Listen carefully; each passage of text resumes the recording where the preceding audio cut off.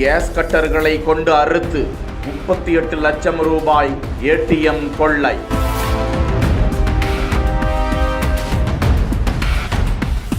அதிர வைக்கும் சிசிடிவி காட்சி. 15ஆம் தேதி அதிகாலையில் இந்த சம்பவம் நடந்ததாக காவல்துறையினரால் வெளியிடப்பட்டிருக்கும் இந்த காணொளியில் ராஜஸ்தான் மாநிலத்தின் ஜுன்ஜுனு என்ற பகுதியில் சாலை எண் 3இல் அமைந்துள்ள ஒரு ஏடிஎம்மில் உள்ளே செல்லும் கொள்ளையர்கள் கேஸ் கட்டரை பயன்படுத்தி ஏடிஎம் எந்திரத்தை அறுத்து உடைத்து 38 லட்சத்திற்கும் அதிகமான தொகைகளை கொள்ளையடித்து சென்றிருக்கிறார்கள். முன்னதாக வெள்ளை நிற காரில் வரும் அந்த கொள்ளையர்கள் சுமார் 12 நிமிடங்களில் கொள்ளையை கச்சிதமாக முடித்துக் கொண்டு அங்கிருந்து எஸ்கேப் ஆகிறார்கள். இது குறித்த புகாரின் பேரில் சிசிடிவி ஆதாரங்களை கைப்பற்றி கொள்ளையர்களை பிடிக்க தீவிர தேடுதல் வேட்டை நடந்து வருகிறது.